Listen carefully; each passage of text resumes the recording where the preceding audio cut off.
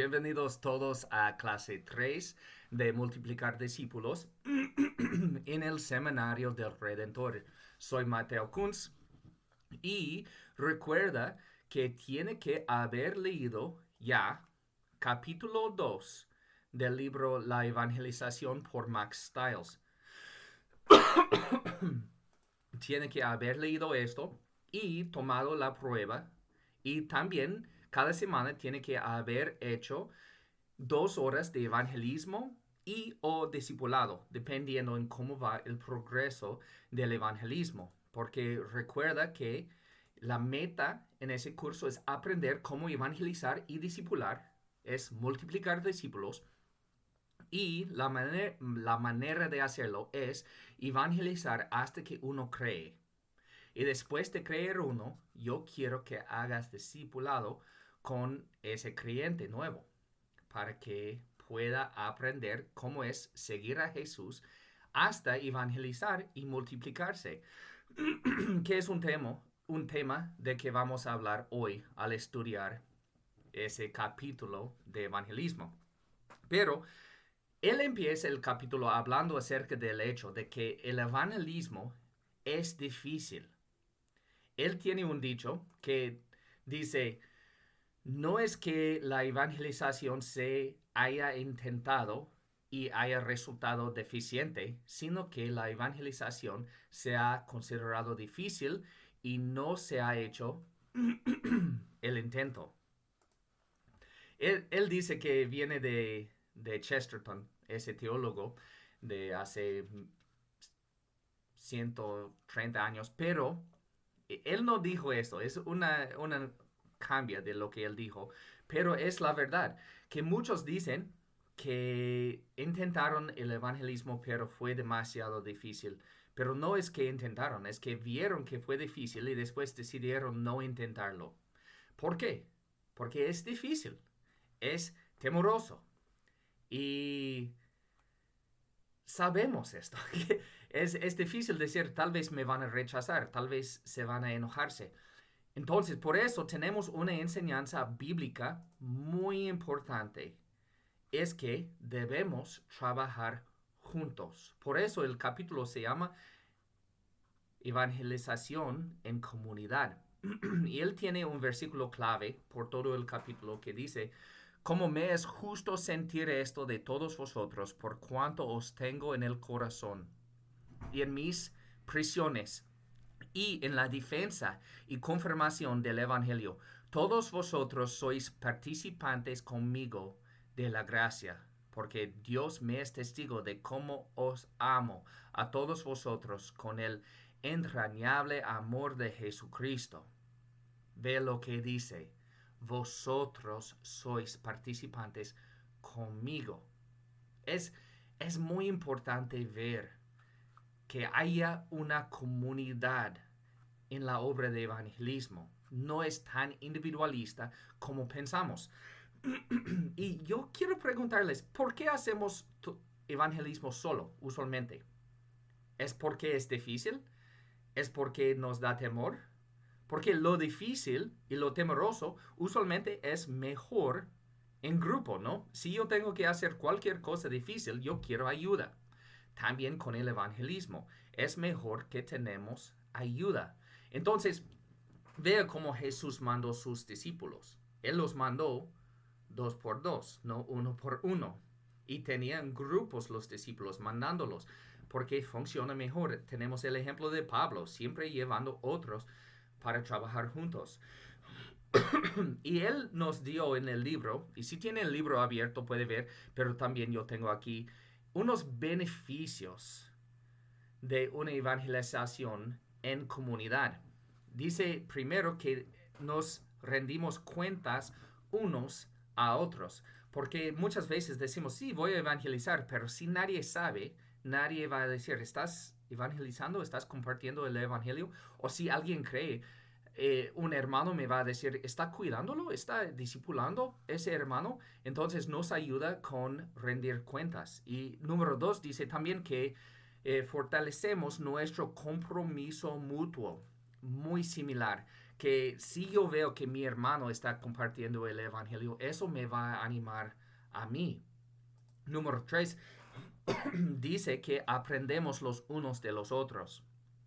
Es que a veces yo no sé cómo contestar una pregunta difícil, pero mi hermana, mi hermana o hermano sabe cómo contestar.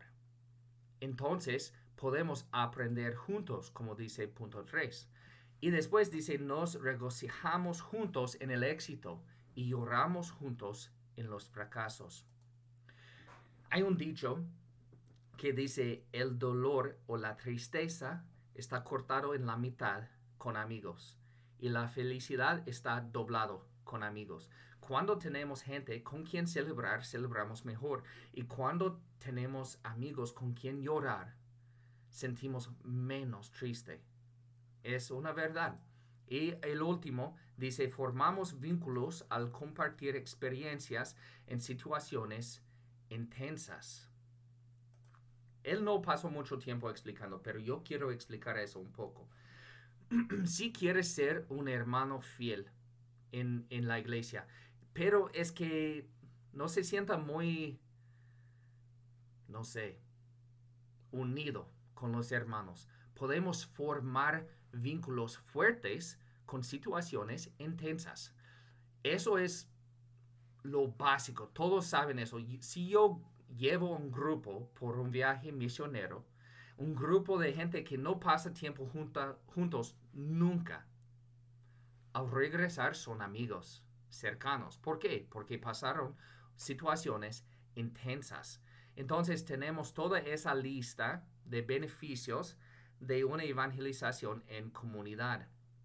Y él pasó mucho tiempo pensando en eventos, porque cuando pensamos en hacer evangelismo en comunidad, pensamos en hacer eventos grandes con toda la iglesia. No piensas que hacerlo en grupo significa que sea un evento. Por favor, ¿por qué? Muchos eventos, por ejemplo, están hechos por el pastor y unos trabajadores de la iglesia. Entonces, toda la iglesia puede decir, estamos evangelizando, pero 80% de la iglesia no está haciendo nada. Queremos que todos hagan el evangelismo. También, muchas veces haya energía y emoción, pero poco del evangelismo. Y como con la historia de él, el evento hizo o presentó el evangelio muy bien, muy claro. Fue una obra que explicó qué fue el evangelio, pero hay pocos resultados, especialmente por la cantidad de inversión. Y yo quiero añadir que en ese día, hoy en día, hay espectáculos en cada parte. Entonces, si intentamos ser mejor que los demás, vamos a perder. Eso también funciona con los videos, con qué tan elegante es todo. Si eso es nuestra meta, vamos a perder. Lo bueno es que el evangelismo no requiere esto. Pero lo que tenemos, que los eventos grandes tienen, y lo que los videos bien hechos no tienen, lo que tenemos nosotros como una iglesia es gente con amor. Y eso es lo que falta esa generación. Podemos unir con una persona, tomar café, invitarlos a nuestra casa y compartir el evangelio.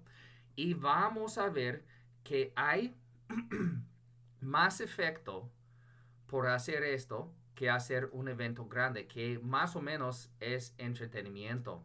Y el Mac tiene un dicho que dice, de la misma manera que comer azúcar nos puede hacer sentir como si hubiésemos comido cuando no lo hemos hecho, los programas nos pueden hacer sentir que hemos evangelizado cuando no ha sido así.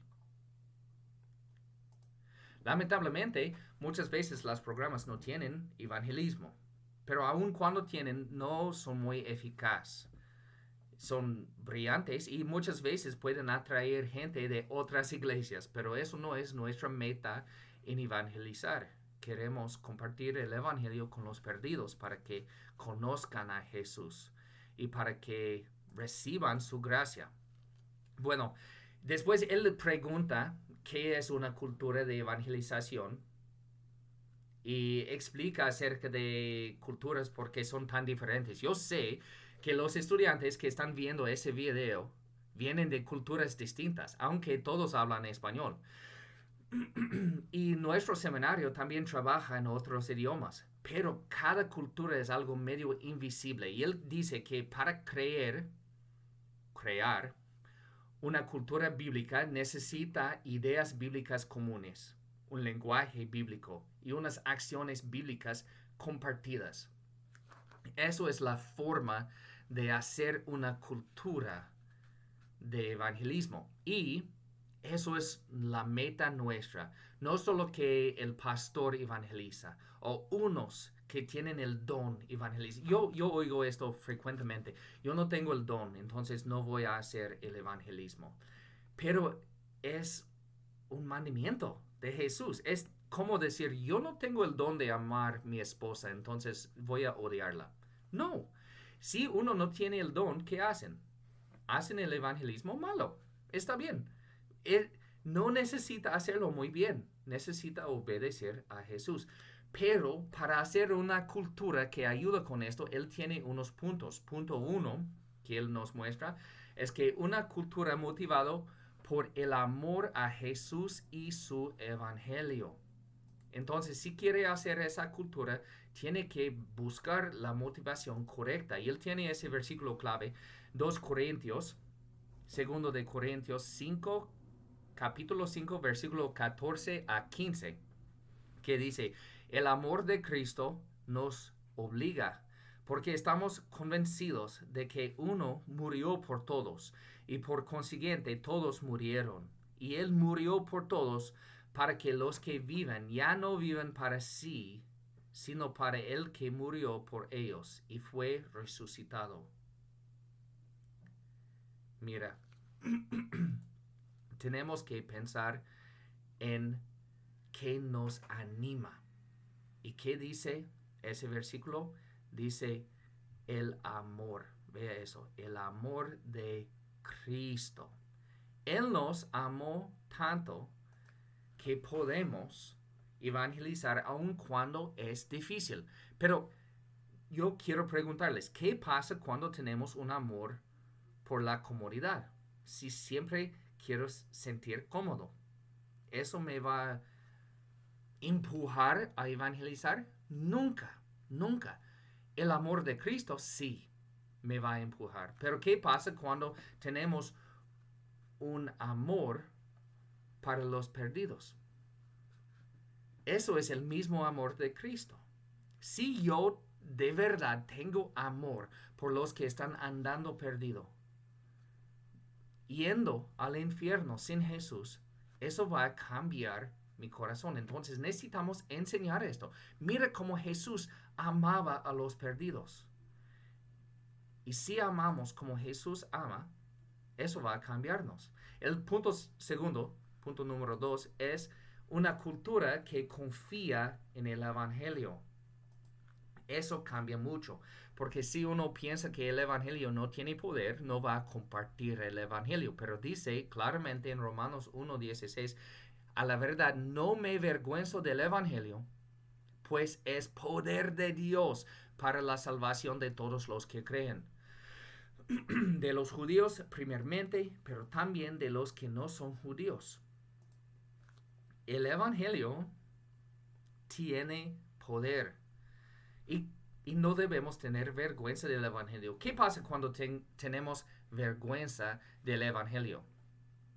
Vamos a empezar de cambiarlo para hacerlo menos vergonzoso. Un ejemplo sería, el Evangelio no es tan diferente que lo que crees tú, no es tan diferente, pero ¿estamos hablando de la verdad o estamos bajando el Evangelio por la vergüenza? No necesitamos vergüenza porque tiene poder. ¿Y qué pasa cuando no tengo confianza en el poder del Evangelio? ¿Qué pasa? Voy a buscar otros poderes. ¿Cuáles otros poderes hay? Yo puedo usar música muy chévere, eventos muy chévere, O tal vez no quieres hacer eso, dices, no soy así. Entonces tal vez estás buscando poder en moralidad. Nuestra iglesia es mejor que ustedes. Y yo les digo que la moralidad tampoco tiene poder. El Evangelio es el poder de la salvación para todos los que creen. Los musulmanes son más morales que ustedes. Nunca toman nada. Son muy enfocados en la moralidad, pero eso no tiene poder. Otra Otro rincón donde buscamos poder es entretenimiento. Y eso es el tercer punto. Que una cultura que entiende los peligros del entretenimiento.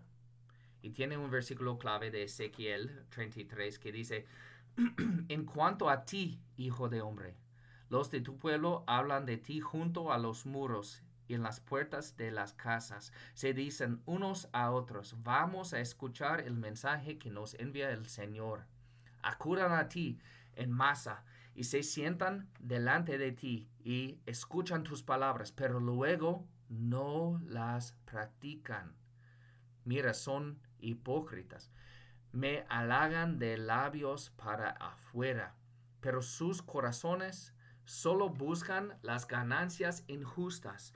En realidad, tú eres para ellos tan solo alguien que entona canciones de amor con una voz hermosa y toca bien un instrumento. Oyen tus palabras, pero no las ponen en práctica. ¿Qué pasa, hermanos, cuando tenemos una cultura solo enfocado en la diversión? Hacemos hipócritas que vienen por el show de la iglesia, pero no cambia la vida. Quieren diversión y pueden encontrarlo en cada rincón. Hay diversión en cada parte. Y el entretenimiento no toca el corazón. Entonces tenemos que tener mucho cuidado con el entretenimiento porque podemos pensar que tenemos conversos, pero no son así. Número 4, él dice una cultura que ve a la gente claramente. Muy importante ver eso. Si queremos hacer una cultura de evangelismo en nuestra iglesia, necesitamos que la iglesia sepa quiénes son los humanos. Y ve el versículo, dice 2 Corintios capítulo 5, versículo 16, así que de ahora en adelante no consideramos a nadie según criterios meramente humanos. Y tal vez piensan que no, ustedes no usan criterios humanos. Y yo digo que todos hacemos. Por ejemplo, hay gente perdida que son mejores que otros para ti. Es decir, esa persona sería más fácil de evangelizar y esa persona menos fácil. La Biblia dice que no, porque el evangelismo es el poder de Dios. Entonces no tenemos ese poder. Gente rota son gente rota, no importa en la manera que están rota. Y el Salvador puede salvar los dos igual. O pasamos, no decimos que hay gente diferente, pero pasamos diferente con gente diferente. Tenemos más temor de unos a otros, ese tiene sentido. Pero hay gente con quien compartas el evangelio y hay gente con quien no. Necesitamos pensar en cosas como raza. Hay razas con quien compartimos el evangelio y razas con quien no. Yo trabajaba con un tribu en Congo, el tribu aquí, y 30 minutos aquí había otro tribu. Y ese tribu tenía el evangelio y ese tribu no.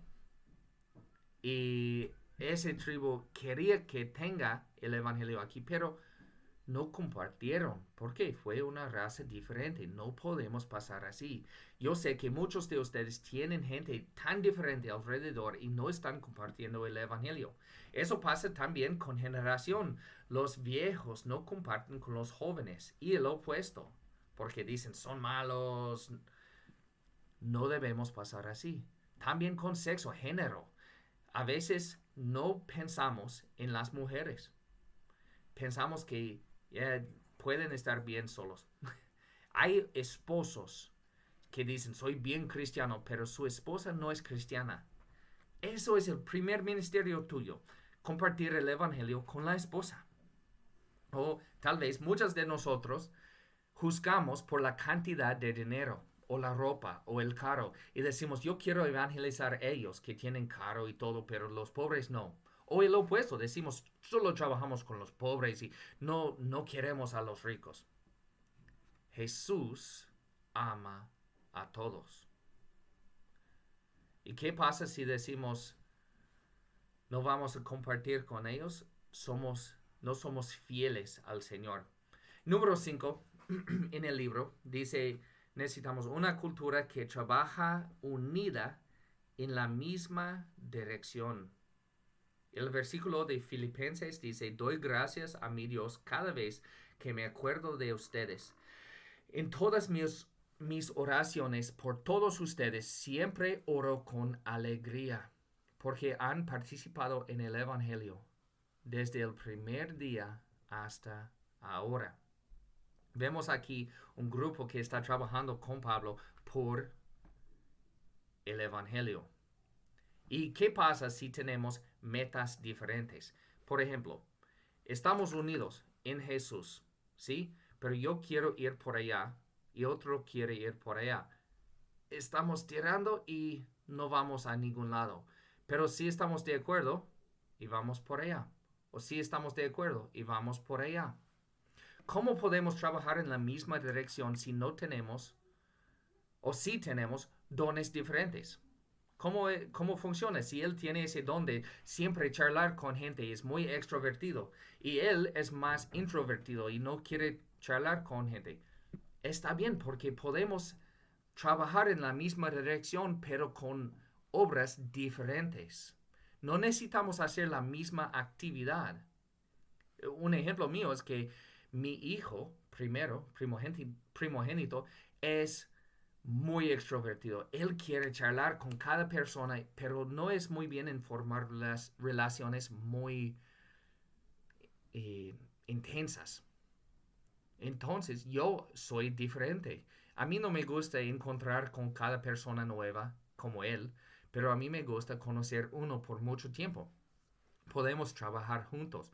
Él está encontrando gente con necesidades y compartiendo el evangelio y yo estoy discipulándolos, ayudándolos en crecer. Y los que son muy extrovertidas pueden pasar tiempo adelante compartiendo y llevando a la gente a los que son más introvertidos. Podemos trabajar así. También dice en punto 6 que la iglesia debe tener una cultura en la que las personas se enseñan unas a otras. Y hay dos versículos que voy a leer. Primero, Pedro, capítulo 3, versículo 15, que dice, más bien honran en sus corazones a Cristo como Señor.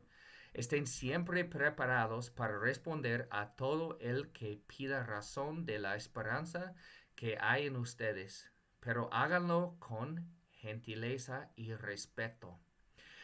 Y el segundo de Timoteo, capítulo 1, versículo 13, que dice, con fe y amor en Cristo Jesús, sigue el ejemplo de la sana doctrina que de mí aprendiste. Mira, están enseñándose uno al otro. Y es más rápido y fácil aprender de palabras o de experiencia.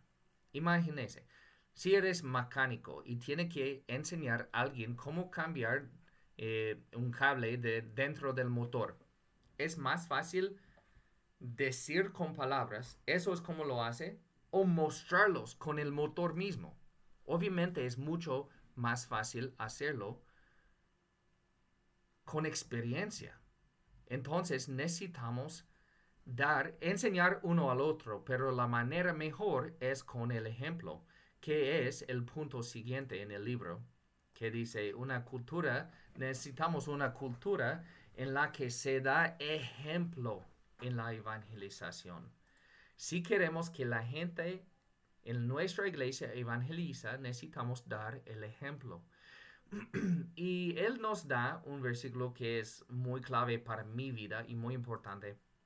Segundo de Timoteo 2:2, que dice, lo que me has oído decir en presencia de muchos testigos, encomiéndolo a creyentes dignos de confianza, que a su vez estén capacitados para enseñar a otros.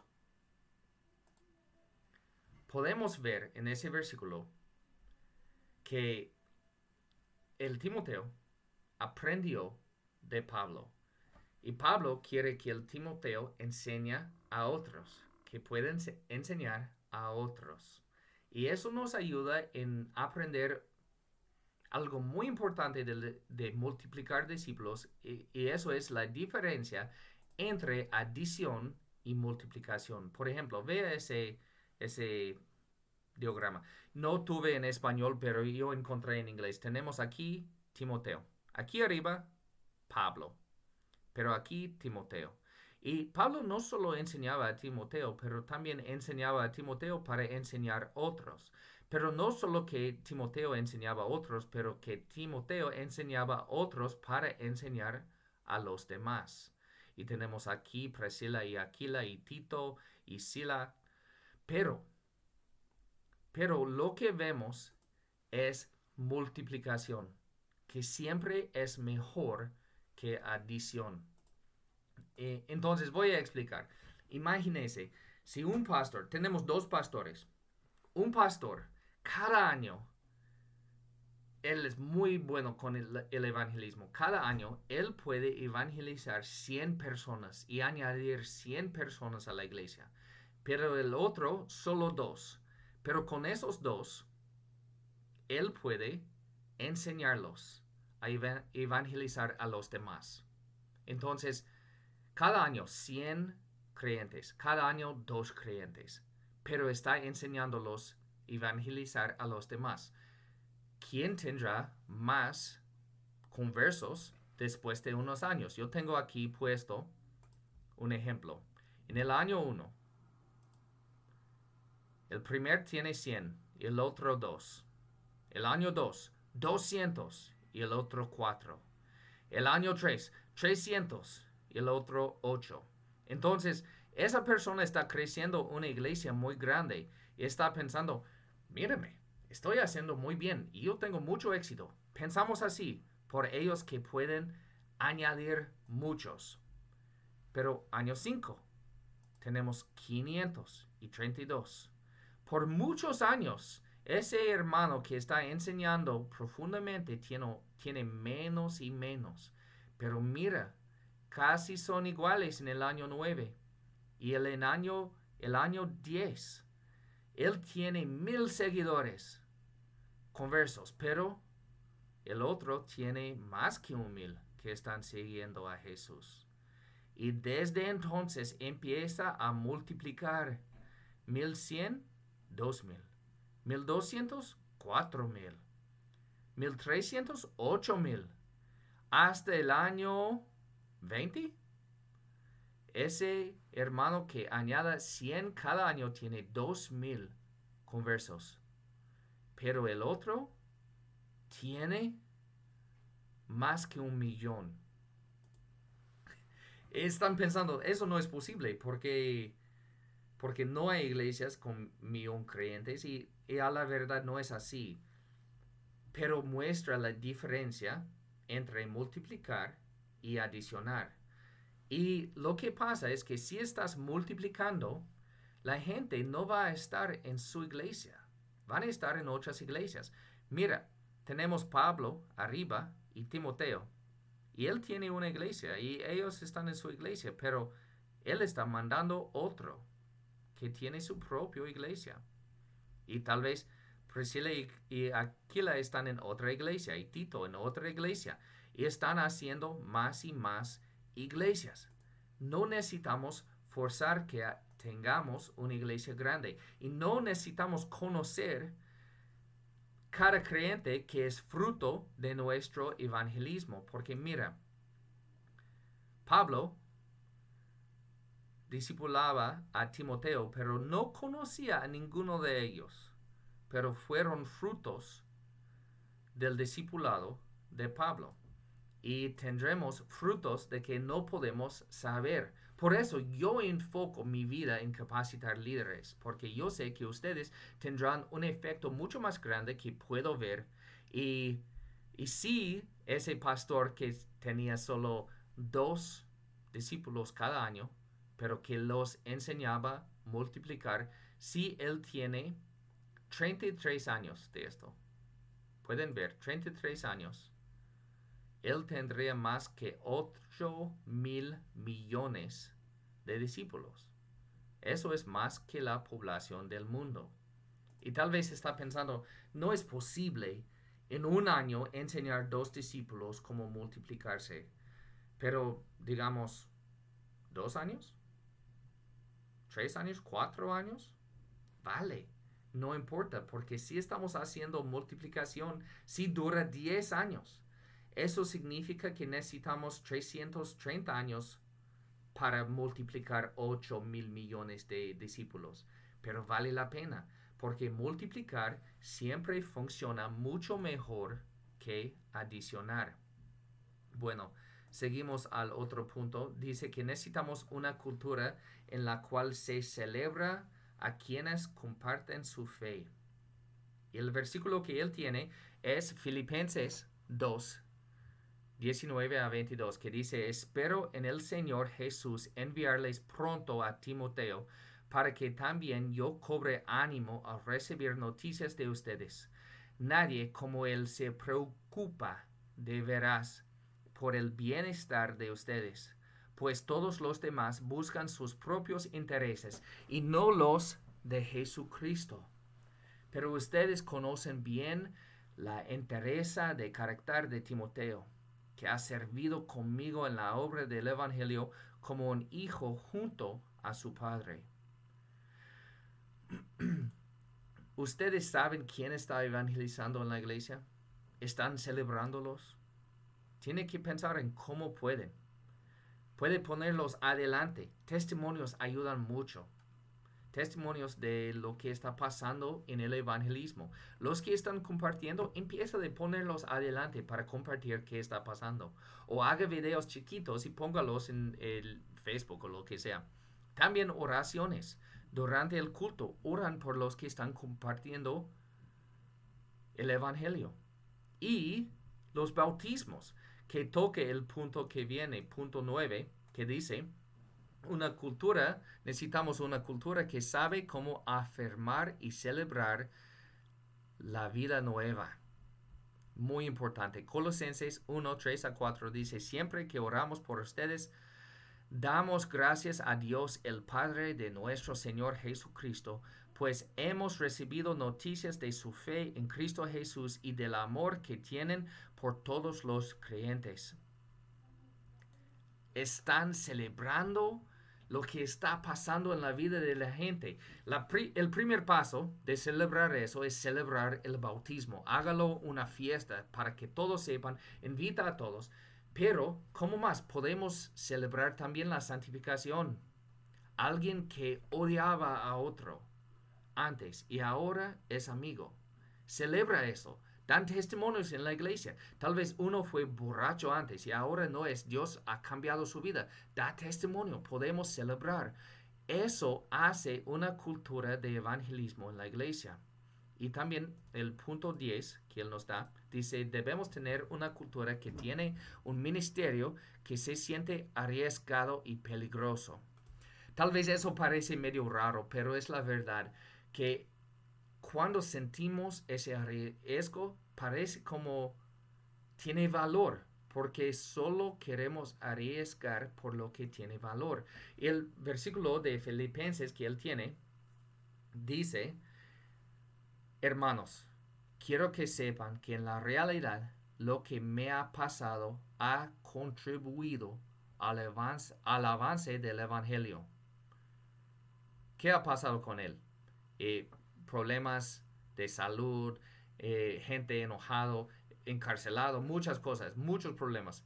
Y dice, es más, se ha hecho evidente a toda la guardia del palacio y a todos los demás que estoy encadenado por causa de Cristo. Él está encarcelado al escribir eso y dice, está bien porque todos saben que estoy encarcelado por Jesús. Y pensamos a veces que decir, seguir a Jesús te va a hacer sufrir. Si decimos esto, la gente no va a querer seguir. Y es el opuesto. Porque al ver que tenemos algo que tiene tanto valor, la gente va a querer seguir. No debemos decir que la vida cristiana es fácil. No debemos ocultar la dificultad. Pero, más que esto, no es que lamentablemente sí es difícil. El riesgo invita a la gente. Depende de qué tipo de gente. Si solo están buscando comodidad, no quieren a Jesús, no va a invitarlos. Pero los que tienen los ojos abiertos por el Espíritu van a querer avanzar como Pablo. ¿Y cómo pueden ustedes hacer arriesgas? ¿Cómo pueden hacerlo difícil? Tal vez ir al barrio más peligroso. Tal vez compartir con el cartel. No sé, pero tienen ideas. Ahorita, al escuchar esto, están pensando, eso sería un riesgo para mí, pero voy a hacerlo. Hágalo, hágalo. Y eso va a ayudar a la comunidad en tener una cultura de evangelismo. Y después de hacerlo, haga un testimonio, comparta con la iglesia para que sepan lo que está pasando. Y al final, número 11, que él nos da, es una cultura que entiende que la iglesia es el método elegido y el mejor para evangelizar. Y tiene Hechos, capítulo 2, 46 a 47, que dice, no dejaban de reunirse unánimes. Eso de no dejar de reunirse es muy importante. En el templo, ni un solo día, de casa en casa, partían el pan y compartían la comida con alegría y generosidad, alabando a Dios y disfrutando de la estimación general del pueblo. Y cada día el Señor añadía al grupo los que iban siendo salvos. Mira, eso no es una ley, no es un mandato, es un ejemplo. Eso es lo que pasó en Hechos, que ellos reunían siempre juntos. ¿Y qué pasó? Siempre Dios estaba añadiendo al grupo los que iban siendo salvos. Vamos a estudiar aún más de eso en el capítulo que viene, que habla acerca de todo eso, pero la iglesia es el método de Dios para hacer el evangelismo. Entonces necesitamos hablar de la tarea por la semana que viene. Necesitan leer capítulo 3 del evangelismo. Necesitan hacer el examen de capítulo 3 también. Y recuerda hacer otra semana de hacer discípulos. Haga discípulos por 2 horas, compartiendo el evangelio. Y si alguien crea, discipulando esa persona. 2 horas. Y recuerda pasar tiempo y escriba un diario o algo diciendo, yo compartí con esa persona que se llama eso pasó, creo o no, y eso fue el resultado. Algo pequeño, porque el fin del curso tiene que entregar ese diario para mostrar cómo fue todo de sus tareas. Y vamos a estudiar después capítulo 3. Entonces, antes de ver el siguiente video, por favor, lea capítulo 3 de la evangelización. Y gracias por todo. Espero que Dios les bendiga grandemente. Chao.